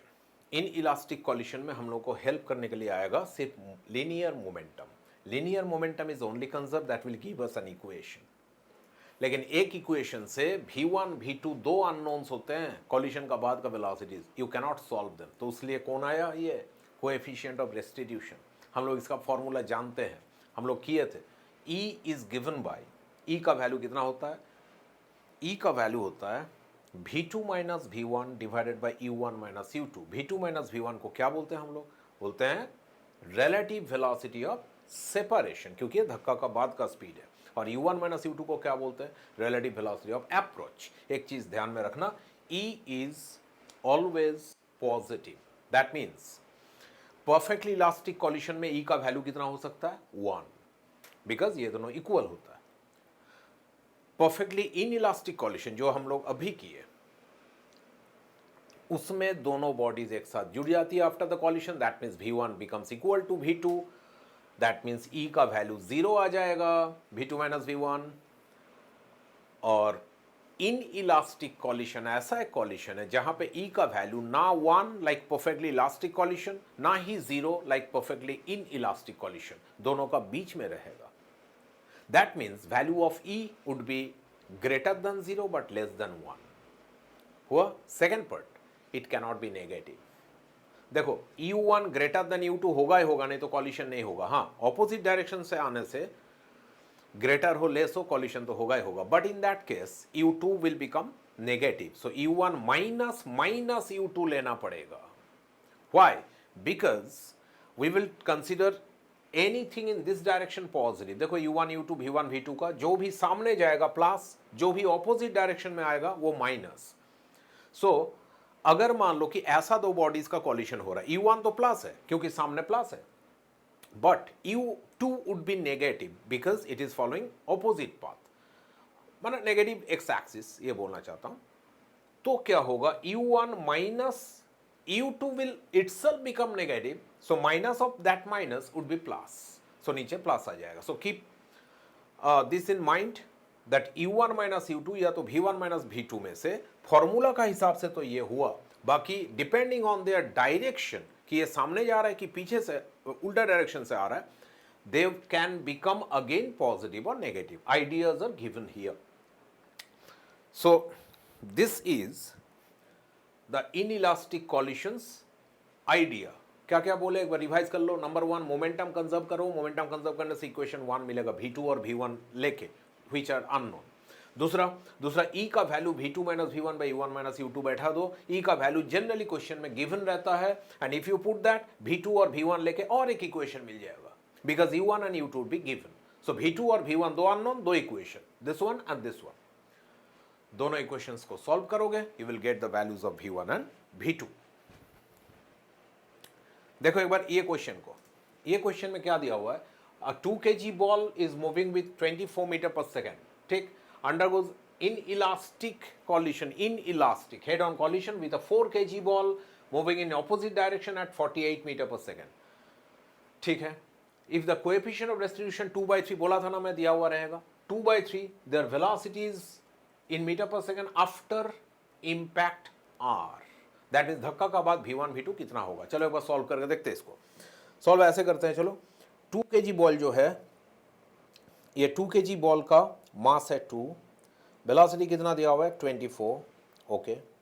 तो टोटल मोमेंटम इतना हो गया पॉजिटिव, प्लस 4 kg बॉल जो है उसका मास है 4, उसका स्पीड जो है 48 मीटर पर सेकेंड, 48 लिख दिया। एक गलती क्या हो रहा है, ये प्लस ले रहे हैं पर ये क्या होना चाहिए माइनस, क्यों, ये ऑपोजिट डायरेक्शन से आ रहा है, इस डायरेक्शन से आ रहा है ये, उसलिए okay.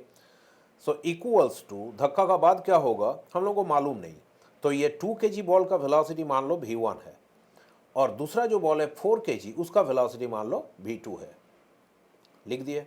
From this what we get, देखो लेफ्ट साइड को अगर देखोगे 48 ये बन जा रहा है, और यहाँ पे भी एक 48 है, तो क्यों ना हम लोग 48 को कॉमन ले लें। तो 48 अगर कॉमन ले लूँ,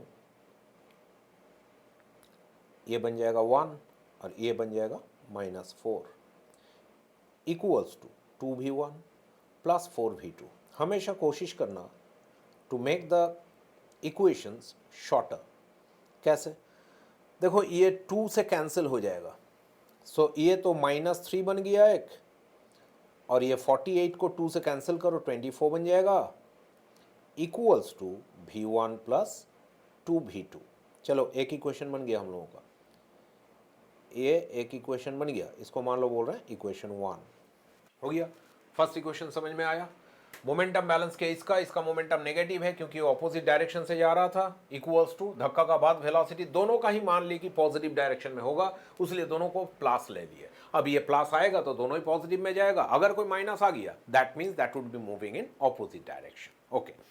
नेक्स्ट पार्ट क्या है, कोएफिशिएंट ऑफ रेस्टिट्यूशन दिया हुआ है 2/3, तो coefficient of restitution E equals to हम लोग जानते हैं, अभी देखें v2 माइनस v1 जो कि मालूम नहीं हम लोगों को, divided by u1 minus u2। अब u1 कितना था 24, ये देखो 24, माइनस u2, अब u2 इटसेल्फ वाज नेगेटिव, क्यों, ये ऑपोजिट डायरेक्शन से आ रहा था और 48 स्पीड लेके, so it would B negative of 48।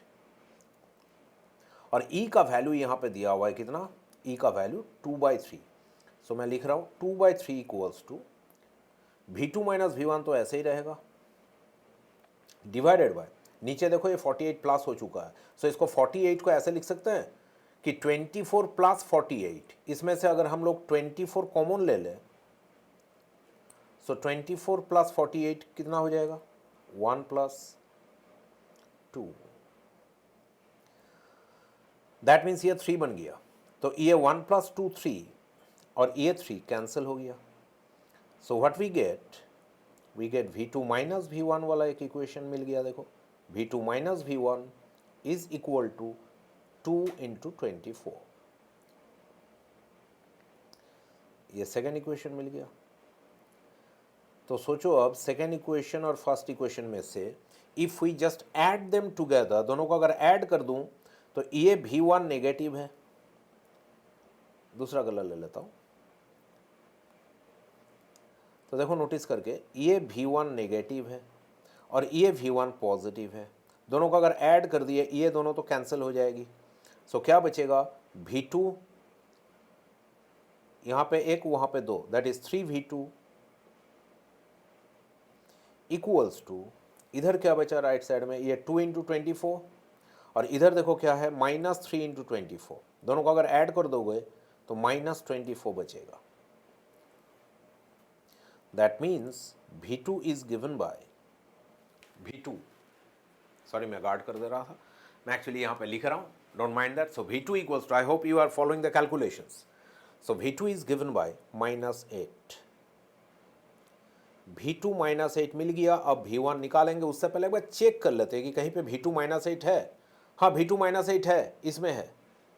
So in the second option देखो, ये यहाँ पे V2 -8 दिया हुआ है और किसी में भी V2 -8 नहीं है, तब तो V1 निकालने का जरूरत नहीं. We got the answer. This one would be the answer. Otherwise you can check this out from any of this two equations, 1 और 2. कहीं से भी तुम चेक करो, 1 और 2 में V2 का वैल्यू बैठाओ and you will get V1.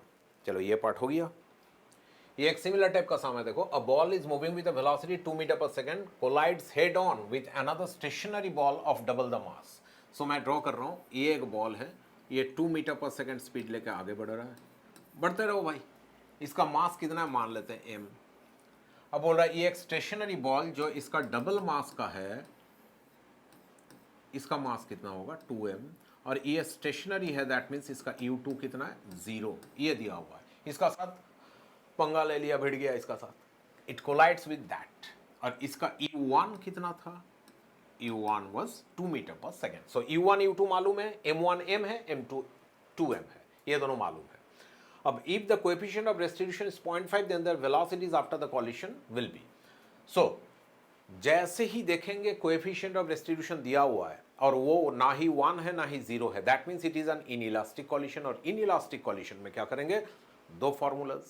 Formula number 1 ये था कि आजा भाई, ये था फॉर्मूला नंबर 1. नहीं, ये फॉर्मूला 2 था, फिर भी आ गया तो रहने दो. ये फॉर्मूला नंबर 2 था. ई का वैल्यू हम लोग पुट करेंगे, तो एक बार चेक करके देख लेते हैं. ई का वैल्यू दिया हुआ है, देखो हाफ. हाँ, दिया हुआ है half. V2 minus V1 unknown होता है, अननोन, तो इसको ऐसे छोड़ देते हैं हम लोग. U1 माइनस U2, U1 दिया हुआ है 2, हाँ बैठा दिया. U2 दिया हुआ था 0, हाँ बैठा दिया. So from this we get this equation. कितना, V2 minus V1 equals to 1, क्योंकि ये 2 कैंसिल हो गया. V2 minus V1 1. इजी लग रहा है. ओके. अब हम लोग बैठाएंगे मोमेंटम वाला इक्वेशन. तो इजी है मोमेंटम वाला इक्वेशन. भाई मोमेंटम इक्वेशन कहाँ है, आजा रे, आ रहा हूं और जल्दी आ जा. ये है मोमेंटम इक्वेशन, जो कि बहुत ही इजी है. देखो, इसका मास तो m था और स्पीड 2 था, बैठा दिए m इंटू 2. सेकेंड वाला रेस्ट में था, उसका मोमेंटम 0 था. ओके. अब कॉलिशन का बाद मालूम नहीं कितना है, हम लोग दोनों को प्लस ले लिया, सामने जा रहा है ऐसा मान के चल रहे हैं. इन दैट केस m मास का वेलोसिटी v1 और 2m मास का वेलोसिटी v2 ले लिया, क्योंकि ये वेक्टर है, सोच समझ के बैठाना पड़ेगा sign. So from this what we get, सबसे m कैंसिल कर लिए, तो v1 plus 2v2 equals to 2 बचा लेफ्ट साइड में. तो ये इक्वेशन हम लोगों का अब 2 बना, और कोएफिशिएंट ऑफ रेस्टिट्यूशन से इक्वेशन बना 1. अब ये दोनों को सॉल्व करेंगे. कैसे, सिंपल है. V2 माइनस V1, इसका नीचे लिख देता हूं मैं. V2 माइनस V1 कितना आया 1. तो ये दोनों को सॉल्व करेंगे तो क्या होगा, V1 कैंसिल हो गया, V1 गेट्स कैंसिल. अब सोच लो, खुद ही कैलकुलेशन करके बता दो कितना आंसर होगा. मैं फिर भी कर रहा हूं. So adding this 2 we get 3v2 equals to 3, from which we get v2 equals to 1. अब v2 equals to अगर 1 आ गया और v2 माइनस v1 1 है, अरे तब तो v2 खुद 1 है. That means what we get, v2 is 1. देखो यहां से क्या मिल रहा है, v2 itself is 1 minus v1 equals to 1 आ रहा है. तो 1 तो कैंसिल हो जाएगा. That means v1 equals to क्या 0 आ रहा है क्या, v1 इक्वल्स टू, हाँ 0 वाला ऑप्शन है. सो v1 0, पहला वाला 0 होगा, पहला वाला 0 ये है. Option A is correct. And second one is 2. No, second one तो इसका 2 है, ये नहीं होगा. सो ये होगा, ये होगा. जल्दबाजी में हो जाता है, तुम लोगों का भी होगा एग्जाम हॉल में, मैंने होगा नहीं, हो सकता है. सो बी केयरफुल. सो आइडिया समझ गए कैसे करना है. दो इक्वेशंस बनाना है, एक मोमेंटम वाला, एक यू वाला. 2 इक्वेशन, 2 अननोन, सॉल्व करो आराम से और टिक करो जो भी करेक्ट ऑप्शन होगा. Okay, so you got this answer. Now let us move on. अरे ये कौन सा क्वेश्चन है, a sphere of mass m moving with a constant velocity u and hits another stationary sphere of the same mass if E is the coefficient of restitution, ratio of velocity of the spheres after collision. फिर से same चीज E दिया हुआ है, और अगर E दिया हुआ है हम लोग तो तुड़ुक ताना ना करके इसको लेके आएंगे, फिर तुड़ुक ताना ना करके इसको लेके आएंगे। भाई सिंपल तो है, सिंपल तो है। V2 V1 अननोन है, सेकेंड वाला जीरो था, ये वाला यू लेके जा रहा है, ये डांस स्टाइल नहीं दिखा रहा हूं, सम बना रहा हूं। तो ये यू स्पीड लेके जा रहा है, उसको धक्का दिया तो u1 is you, u2 is zero, दूसरा वाला स्टेशनरी मास था, हुआ। तो यहां से एक इक्वेशन बन गया ये v2 minus v1 equals to eu। अब हम लोग करेंगे कोएफिशिएंट ऑफ रेस्टिट्यूशन, हो गया मोमेंटम वाला सम। तो मोमेंटम पार्ट कहां गया, करके रखा था मैं, ये मोमेंटम आ गया मोमेंटम। बाप रे, इतना बड़ा इक्वेशन सॉल्व कैसे करें? सिंपल है ऐसे करके सॉल्व करेंगे कि भाई ये मास का स्पीड था u और मास था m, तो इसका मोमेंटम कितना mu। दूसरा वाला जो था वो रेस्ट में था, इसका u2 कितना था जीरो, तो रेस्ट में था माने इसका मोमेंटम जीरो। अब धक्का का बाद क्या होगा मालूम नहीं, दोनों को v1 v2 ले लिए सेम डायरेक्शन में प्लस करके। So from that both side से m कैंसिल कर दोगे तो we get this equation v1 plus v2 equals to u। So ये अगर इक्वेशन 1 है और ये अगर इक्वेशन 2 है, इसको अगर सॉल्व करने जाएंगे तो फिर से सेम वे में v1 एक में माइनस है एक में प्लस है, ऐड करने से कैंसिल। सो ये दोनों को ऐड करने से क्या बचेगा, इसका v2 और इसका v2 मिला के 2v2 इक्वल्स टू इसका eu है लेफ्ट साइड में, इसका है u, दोनों को अगर ऐड कर दोगे eu और u को तो कितना बन जाएगा, eu कॉमन ले लो 1 प्लस e। यहां से समझ में आ रहा है कि v2 would be given bye 1 plus e into u by 2, 1 plus e into u by 2. Now if you put this value in any of the two equations, any, जैसे मान लो कि तुम इसी में बैठा दिए, थोड़ा इजी लग रहा है, v1 plus v2 equals to u. So v1 would be u minus v1 v2, v2 plus v1 u। Second equation को देखो, so अगर इसको बैठा दोगे तो समझ लो ये u minus u by 2 into 1 plus e, तो इससे अगर u कॉमन ले लोगे तो ये तो 1 बन गया, और ये कितना बनेगा 1 प्लस ई तो है नीचे 2, 1 प्लस ई तो है नीचे 2, so 2 minus 1 minus e, that means 1 minus e बनेगा ये। सो यू बाई 2 नीचे आ गया और ये हो गया 1 minus E. So v1 1 minus E into you by 2, v2 1 plus E into you by 2, कहाँ लिखे थे ये। So if you divide these two, v1 और v2, v1 by v2 करोगे तो 1 plus e by 1 minus e by 1 plus e आना चाहिए, 1 minus ई, ये ऑप्शन 1 करेक्ट हो गया। साम आसान तो है, इजी, कॉन्फिडेंस लाओ थोड़ा। नेक्स्ट साम में चलते हैं। नेक्स्ट साम क्या है भाई, स्क्वायर वायर क्या आ गया। नेक्स्ट साम करने के लिए पढ़ लिए साम। अब बिफोर वी गो फर्दर एक चीज दिखाता हूं, देखो मजा आ जाएगा। एक इस टेक्निक का नाम है बाउंसिंग बॉल। बाउंसिंग बॉल में you have to remember 4 things, out of those 2 things easy है, बाकी 2 थिंग्स जस्ट फॉर्मूला के लिए याद रखो। अगर वो साम भी हो सकता है, वो एप्लीकेशन ऑफ कंसेप्ट भी हो सकता है। तो फर्स्ट इसको समझते हैं। बाउंसिंग बॉल में बॉल बाउंस करके ऊपर उठा, ये कितना हाइट से गिरा, स्मॉल एच। ऊपर कितना उठा, ई स्क्वायर एच, ये याद रखना है। Whenever a ball drops and moves back, इसका height attained would be e square times the previous height, पिछला height का e square times होगा। ये first thing you need to remember कि ये height कितना होगा, e square times। अब next part में क्या, अरे ये कौन है, ये √2gh है, वेलोसिटी। h हाइट गिरने का बाद बॉल जब ग्राउंड को हिट करता है √2gh स्पीड होता है। सिमिलरली जब h1 हाइट उठेगा तब √2gh h1 होगा, और h1 कितना होगा, e square times होगा। So velocity at this position would be √2gh, velocity after bouncing back ये कितना हो जाएगा, फिर से √2gh ही होगा, लेकिन h का बदले में h1 बैठा देना। और h1 तो every time it bounces back, I mean it bounces again, every time its height would become e square times. So √2gh फिर रूट टू जी एच का बदले में root to g into E square H, अगला बार गिरेगा और फिर से bounce back करेगा तब root to g into e to the power 4h, and next time e to the power 6h, next time e to the power 8h, and it goes on. ऐसा होता जाएगा. तो we are discussing two things here.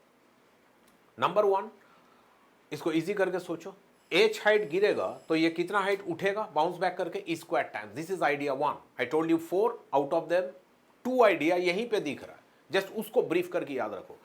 जितना भी height से गिरेगा after bouncing back every time its height will become e squared times. Idea 1. Idea 2, its velocity will become e times. और वो कैसे? ऐसे. Because next time its velocity would be, देखो velocity का आइडिया क्या है, रूट टू जी एच तो गिरने का टाइम हुआ, फिर जब ऊपर उठेगा what ever height it attains, उस हाइट का रूट टू जी एच लेके जरूर निकला था, तभी जाके इसका हाइट अटेंड एच हुआ. तो h1 would be given by e square h. तो उसको अगर यहाँ पे बैठाएंगे, this thing will give us this thing. ये कैलकुलेशन तो समझ में आ रहा है, ई बाहर निकल के आ गया तो रूट टू जी एच जो अंदर बच गया उसको हम लोग किससे रिप्लेस कर दिए, यू से. दैट मीन्स v1 सफिक्स देखो, v1 becomes E times initial speed you. So every time अगर एक बार ड्रॉप किया ई टाइम्स होगा, v1 equals to E U.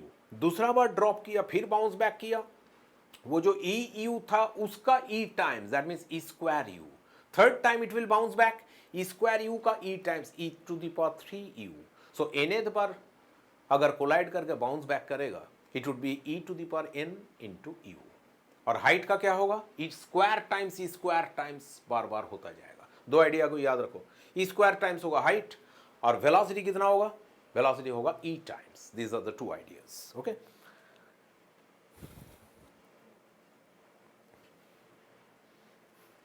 ठीक है. Okay, now what if the ball bounces multiple times and then finally it stops. तब दो चीजें हम लोगों को करनी पड़ती है. Number one, total path it travelled, this plus this plus this plus this करके, and total time that it took. लेकिन एक चीज याद रखना, फर्स्ट टाइम जब गिरेगा then it would be travelling only this height, पर सेकेंड टाइम जब गिरेगा then it will move up and then fall down. So तब का हाइट का डबल लेना पड़ेगा. ऐसा करके एक सीरीज आएगा मैथ्स में, जीपी सीरीज, और जीपी सीरीज को सॉल्व करके हम लोग को मिलेगा फॉर्मूला. तो फॉर्मूला याद रखने से बेटर है. यहाँ पे ये जो बॉल ऐसे बाउंस कर रहा है, टोटल बाउंस करते करते रुक गया, इसको टाइम कितना लगा नीचे गिरने में, √2h/g. Next time 2 times of that, next time 2 times of that, इसका बात कर रहा था मैं. सो ये जो बार बार 2 टाइम्स करके टाइम हो रहा था उसका टोटल टाइम कितना आ जाएगा, इतना, √2h/g 1 + e by 1 - e. और जो टोटल पाथ ट्रेवल्ड करेगा ये डॉटेड लाइन, वो हो जाएगा इतना, h into 1 + e² by 1 - e². अब इसको लेके एक चीज है, let me explain you that thing. छोटा सा टाइम है. h equals to half gt². क्या बोल रहा हूं, h equals to half gt², जो फ्री फॉल होने से होता है. सो वहां से t कितना आता है, t इक्वल्स टू √2h/g. वही लिखा हुआ है. That means to fall a height h, the time taken by the ball would be √2h/g. √2h/g. अब ये जो जाएगा फिर से √2h/g लेगा, फिर नीचे आएगा और √2h/g लेगा. सो 2 times √2h/g, but this time the h has already become e square times. So it would be, there would be 2 changes. Number 1, there would be a 2 times factor, जाना प्लस आना, and there would be h का बदले में e square factor, e square h. So ये दोनों को मिला के एक ई बाहर आ जाएगा √ओवर का. सिमिलरली सेकेंड केस में देखो, फिर से 2 टाइम्स लगेगा जाना प्लस आना, और e square h has now become after further bouncing e to the power 4h. क्यों बोला था, हाइट ई स्क्वायर टाइम्स होता रहेगा एवरी टाइम इट बाउंसेस. सो ऐसा करके और एक सीरीज आएगा. तो वो जीपी का बात जो कर रहा था उसको ऐड करने से ये होगा total time taken √2h/g. First time जब गिरा था, अब टेक्निक बता रहा हूं हाउ टू रिमेंबर दैट.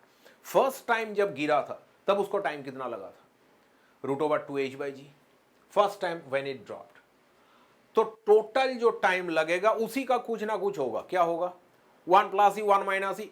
ऊपर में प्लस होगा नीचे माइनस, क्यों? Total time would be more than that, more माने प्लस, सो ऊपर में प्लस होगा नीचे minus, this is the technique. इसका भी ऊपर में प्लस होगा नीचे minus, that is the technique. सिर्फ टाइम में मैं बोला था रूट ओवर स्क्वायर का बाहर एक ई बचेगा, that's why 1 plus c by 1 minus c. But जब हाइट करोगे ना, टोटल हाइट ये गिरा, फिर ऊपर गया नीचे आया, फिर ऊपर गया नीचे आया, सो हाइट में बार बार ई स्क्वायर टाइम्स होता है, इसलिए ये फैक्टर में क्या आया? E square. How to remember? ऊपर में दोनों का प्लस है, नीचे दोनों का माइनस है, और सामने शुरू में दोनों का फर्स्ट टाइम का वैल्यू दिया हुआ है। फर्स्ट टाइम का वैल्यू मीन्स फर्स्ट टाइम कितना टाइम लगा था? Root over 2h by g. First बार जब गिरा था कितना हाइट गिरा था? h। These are the two formulas you need to remember. Easy है, टफ नहीं है।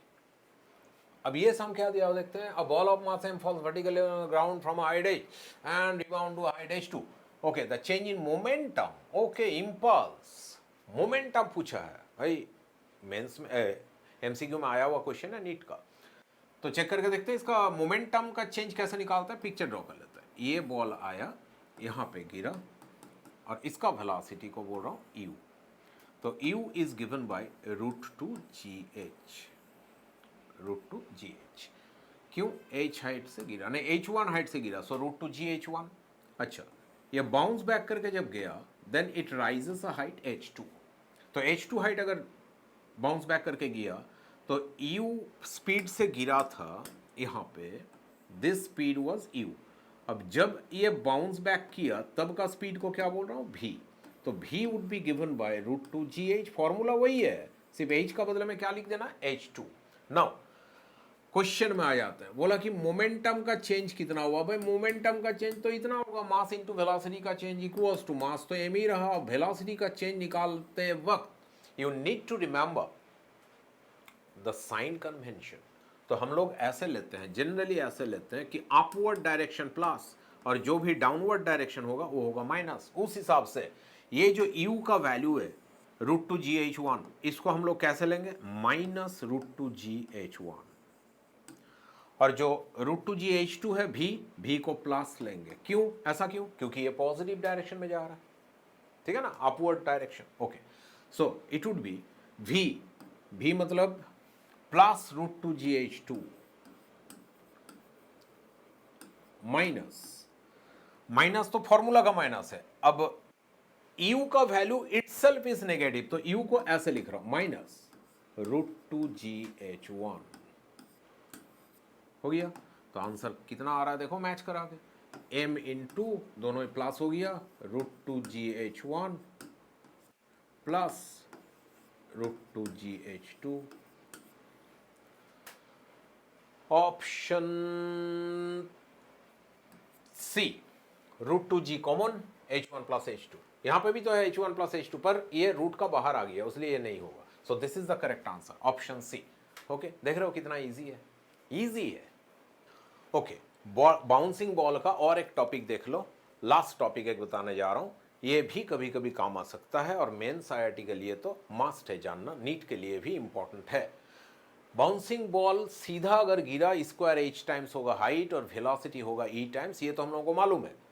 पर अगर ये ऑब्लिक कॉलिशन किया तो, मतलब सीधा ना गिर के ऐसा टेढ़ा करके आएगा, तो क्या करेंगे? तो देखो इसको, ये ऐसे आके ऐसे निकल गया, तो इसको बोलते हैं ऑब्लिक कॉलिशन। अब इसका नॉर्मल यहां पे ड्रॉ करेंगे। अच्छा, आया था कितना स्पीड लेके? u, तो ये जो नॉर्मल हुआ, नॉर्मल का सब थीटा एंगल था, तो ये ऑल्टरनेट एंगल भी थीटा होगा, तो u को दो कंपोनेंट में रिजॉल्व कर ली, u cos theta, u sin theta. ये आया, आने का बाद जब कोलाइड करेगा, ये पैरेलल वेलोसिटी का कोई चेंज नहीं होगा। आइडिया को समझो, सिर्फ वर्टिकल स्पीड उल्टा हो जाएगा। उल्टा क्यों होगा? धक्का का बाद ये कितना टाइम्स हो जाएगा? e times e u cos theta, फिर ये निकलने जाएगा, ऐसे मूव करता जाएगा। e u cos थीटा ऊपर का तरफ, और u sin थीटा अनचेंज्ड। माने को फिर से समझा रहा हूं, u स्पीड लेके आया, ओके। इसका बाद क्या हुआ कि u स्पीड लेके आने का बाद इसका यहां पे जब ये आया था एट दिस पोजीशन, तब ये वेलोसिटी का कंपोनेंट जो इसका ये वाला था, that remains unchanged, tick mark रहेगा। क्यों? बिकॉज ये वेलोसिटी जो है, ये वेलोसिटी अनचेंज रहेगा, इसका साथ किसी का कॉलिशन हो रहा है, नहीं हो रहा है. That means this horizontal component remains unchanged. No change in this horizontal component. तो किस में component में, कौन सा component में change होता है? The normal component. That means the vertical component जो ऐसे करके गिरेगा वो इसका opposite में जाके E times होके ऊपर उठ जाएगा. So इसका जो downward, oh sorry मैं तो वहाँ पे लिखने जा रहा था, यहाँ पे लिख रहा हूँ. इसका जो डाउनवर्ड कंपोनेंट होगा वेलोसिटी का, ये वाला कंपोनेंट, ये जो होगा ये धक्का का बाद ई टाइम्स हो जाएगा. दैट मीन्स अगर ये यू कॉस थीटा था थीटा का हिसाब से, because we had taken this to be theta, तो धक्का का बाद ये वेलोसिटी इसका कितना हो जाएगा? E times of u cos theta. अब सोच के देखो क्या क्या हुआ. क्या हुआ कि अगर ऐसा हुआ तब तो इसका एक component out of the two components has changed. तो ये दोनों कंपोनेंट्स मिला के तो इसका स्पीड था u. अब क्योंकि दोनों कंपोनेंट सेम नहीं रहा, then the resultant velocity will not also remain the same. That means, देखो नोटिस करके, the resultant velocity changes to v, इसको v ले लिए, and the angle also changes to phi, ये angle भी change हो गया, phi पहले थीटा था अब फाई हो गया. So velocity v would be given bye, formula को देखो, और tan फाई मतलब एंगल, फॉर्मूला को देखो. ये इसलिए ऐसा हुआ, सोच के देखो, we can say that v is the resultant of these two perpendicular vectors, that means components. तो components अगर मिला हुआ है x एक्सिस वाला y एक्सिस वाला ऐसे, तो इसका रिजल्टेंट हम लोग कैसे निकालते हैं? Root over a square plus b square करके. So if you just square them and add them, then what do you get? You get the final velocity v. Vector का आइडिया थोड़ा सा याद करो. v square would be given by, एक तो है e u cos theta, ये velocity का square, a square plus b square type, b मतलब दूसरा कंपोनेंट यू साइन थीटा, इसका whole square. So if you just square them, समझ लो क्या होगा? तो v का वैल्यू इतना आ जाएगा ना, this would be the value of v. Then इसमें से यू सिर्फ कॉमन जाएगा, रूट का बाहर आ जाएगा, root over sine square theta plus e square cos square theta रह जाएगा. और तो और समझ के देखो कि यहाँ पे अगर फाई एंगल लेंगे, ये एंगल फाई है तो ये एंगल भी फाई होगा वर्टिकल का साथ.